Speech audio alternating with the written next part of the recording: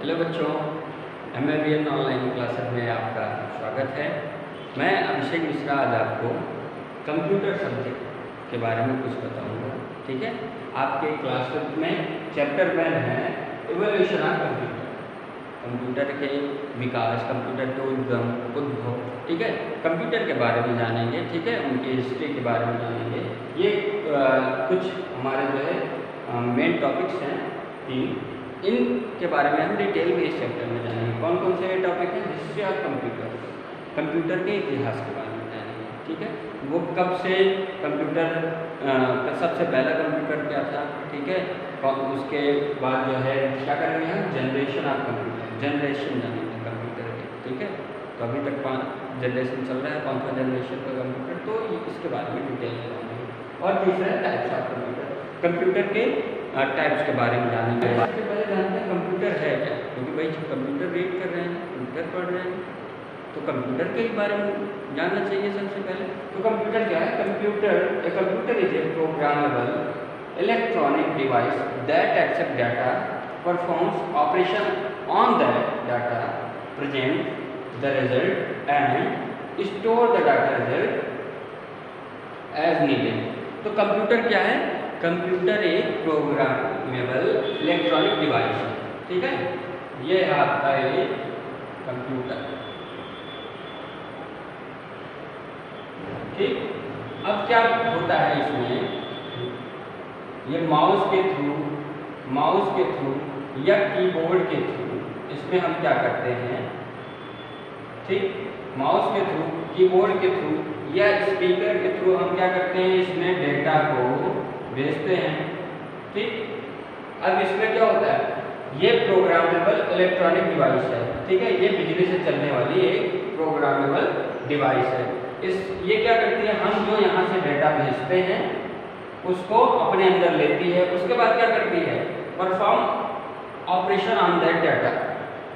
उसके बाद ये क्या करती है, इसमें परफॉर्म करती है, प्रोसेस करती है। ठीक है, ये इस डाटा को जो हम यहाँ से इनपुट देते हैं, इस डाटा को ये खूब अच्छे से छानबीन करती है। ठीक है, उसके बाद क्या करती है, ये क्या करती है, present the result and store the data result as needed. और उसके बाद ये क्या करती है, डेटा के रिजल्ट को हमें दे देती है, रिजल्ट को हमें दे देती है। ठीक, और फिर हमको देने के बाद ये अपने ही अंदर इस डेटा को अगर हम चाहेंगे, अगर हम इसको ऑर्डर देंगे कि इस रिजल्ट को अपने अंदर ही स्टोर कर लो, तो ये स्टोर कर लेगी। ठीक, अगर इस रिजल्ट को डिलीट करना चाहेंगे तो डिलीट कर देगी। ठीक है, तो कंप्यूटर की डिफिनीशन से हमें पता चलता है कंप्यूटर के बारे में। कंप्यूटर क्या है? एक प्रोग्रामेबल इलेक्ट्रॉनिक डिवाइस, एक प्रोग्राम के अकॉर्डिंग इसको बनाया गया है। ठीक है, और ये इलेक्ट्रॉनिक से चलती है ये डिवाइस, इसलिए इसको इलेक्ट्रॉनिक डिवाइस कहते हैं। ठीक, ये क्या करती है, ये एक्शन करती है डेटा को। ये डेटा को, जो हम डेटा इसके अंदर लेते हैं, जो हम क्वेश्चन पूछते हैं, उस क्वेश्चन को अपने अंदर ले लेती है। उसके बाद उस क्वेश्चन के आंसर को सर्च करती है। ठीक है, फिर क्या करती है, ऑपरेशन, उसके क्वेश्चन के आंसर को सर्च करेगी, उसके बाद ये रिजल्ट देगी। ठीक है, ये रिजल्ट देगी आउटपुट के माध्यम से। ठीक, और उस डेटा को ये अपने अंदर स्टोर भी कर लेती है। तो ये हो गए कंप्यूटर। अब हम 1 बाय 1 इसके हिस्ट्री और जनरेशन और टाइप्स के बारे में आगे पढ़ते हैं। तो आइए हिस्ट्री जानते हैं कंप्यूटर के बारे में। तो कैलकुलेटिंग, सबसे पहले कंप्यूटर बना नहीं, सबसे पहले कैलकुलेटिंग मशीन बनी। ठीक है, धीरे धीरे विकास होते होते आज हम कंप्यूटर की दुनिया में जी रहे हैं। तो सबसे पहले एबेकस जो था एक चाइनीज के द्वारा बनाया गया था। ठीक है, आपके फिगर पे एबेकस का पिक्चर भी दिखाई दे रहा होगा। ये एक चाइनीज के द्वारा बनाया गया था। ये कैलकुलेटिंग मशीन थी, इसमें जोड़ घटाव गुणा भाग ये सब किया जाता था। ठीक है, दूसरा नेपियर्स बोन्स, जो ये दूसरा कैलकुलेटिंग मशीन थी, जो 1617 में जॉन नेपियर ने इसका इन्वेंशन किया, इसको बनाया। ठीक है, इसका आविष्कार किया। फिर तीसरा आता है पास्कलाइन, इसको 1642 में ब्लेज पास्कल ने बनाया। चौथा है डिफरेंस इंजन जो 1822 में चार्ल्स बेबेज ने बनाया। पांचवा है एनालिटिकल इंजन जो 1837 में, इसको भी चार्ल्स बेबेज ने बनाया है। टेबुलेटिंग मशीन जो 1890 में हरमन होल्डिट ने बनाया। और सातवां है हमारा एनएफ जो 1946 में जे पर्सपर एंड जॉन मैचली ने बनाया। ये फर्स्ट ईसी मतलब इलेक्ट्रॉनिक कंप्यूटर डिवाइस था, कैलकुलेटिंग डिवाइस था। सबसे पहला जो हमारा कंप्यूटर था, कैलकुलेटिंग डिवाइस थी, वो क्या थी? एबेकस। ठीक है, ये चाइनीज के द्वारा बनाई गई थी। और सबसे पहला इलेक्ट्रॉनिक कंप्यूटर हमारा क्या था?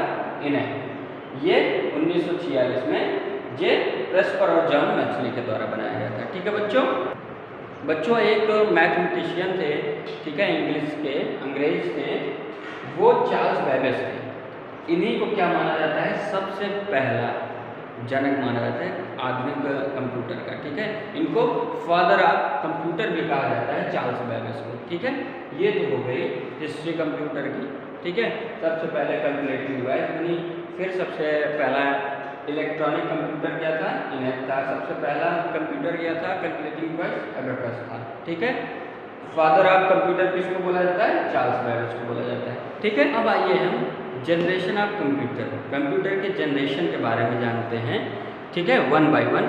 शुरुआत के दिनों में जिन कंप्यूटर के अंदर जो कमियां थी, उनको कमियों को दूर करने के लिए हम जो नए कंप्यूटर बनाए, उन्हीं को नेक्स्ट जनरेशन का नाम दे दिया गया। ठीक है, जो सबसे पहले कंप्यूटर बना वो फर्स्ट जनरेशन का कंप्यूटर।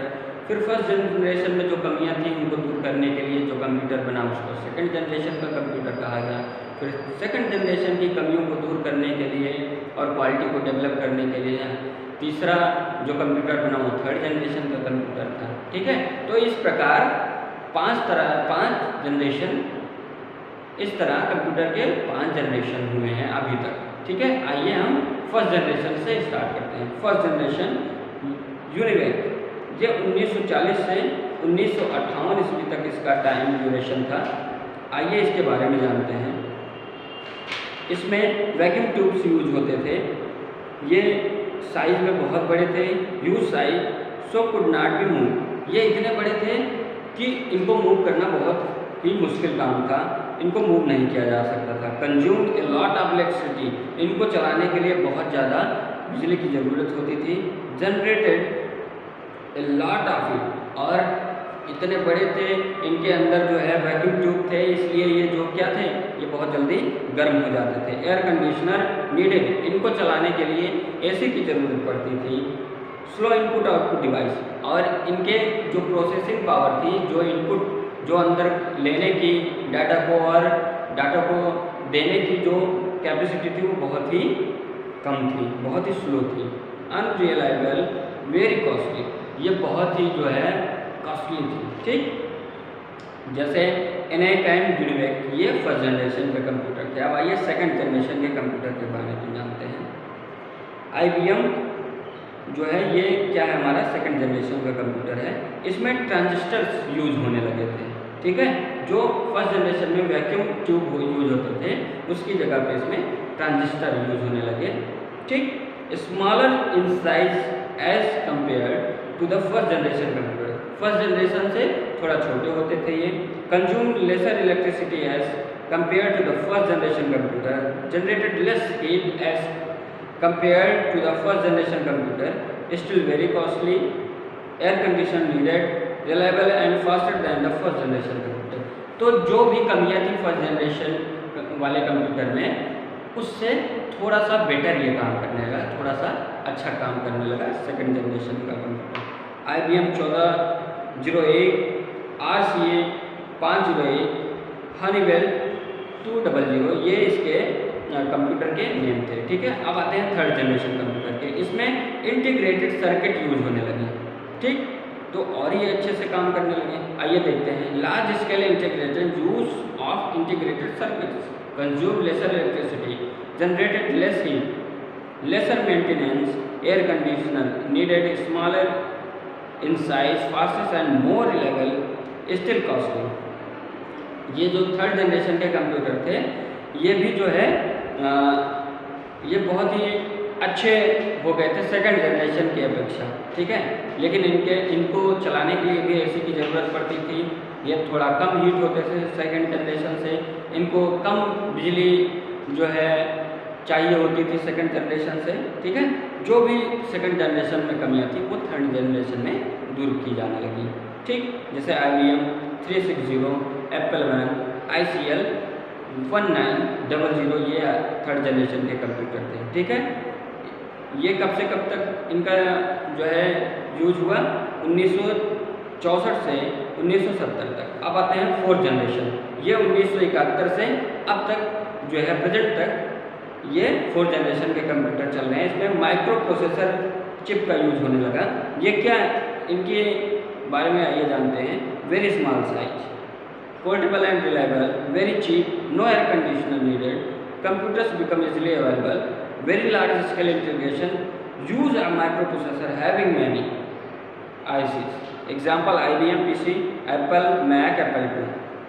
तो जो फोर्थ जनरेशन के कंप्यूटर थे वे बहुत ही हद तक अच्छे हो गए थे। उनको चलाने के लिए एसी की भी ज़रूरत नहीं थी और बहुत ही कम जो है उनको इलेक्ट्रिसिटी चाहिए थी। जो हमारे अभी के लैपटॉप, फोन, ठीक है, डेस्कटॉप, ये सब है हमारे, ये सब फोर्थ जनरेशन के कंप्यूटर के अंतर्गत आते हैं, ठीक। उसके बाद आइए फिफ्थ जनरेशन कंप्यूटर के अंतर्गत आते हैं।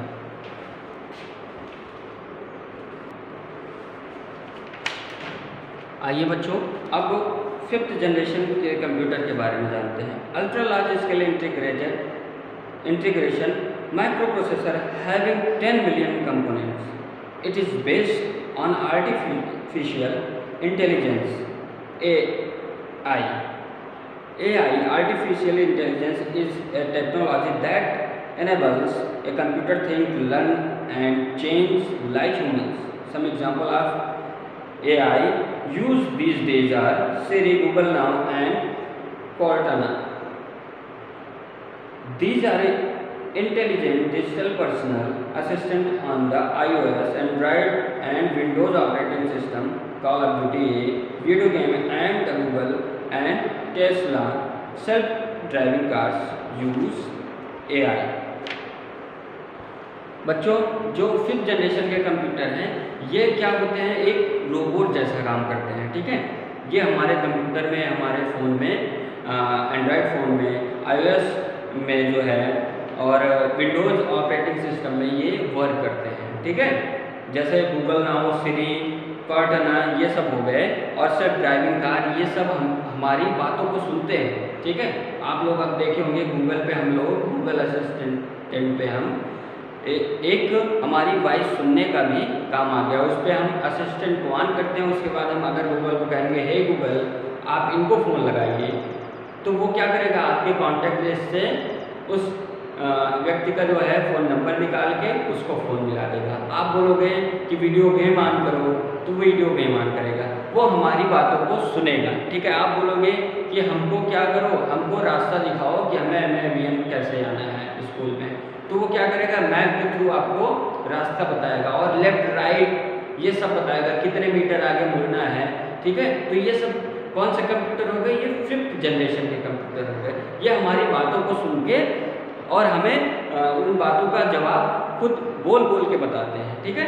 तो अब ये जो है सिस्टम बहुत ही ज़्यादा अपडेटेड हो जा रहे हैं, ठीक है। फोर्थ जनरेशन से फिफ्थ जनरेशन बहुत ही ज़्यादा अपडेट है।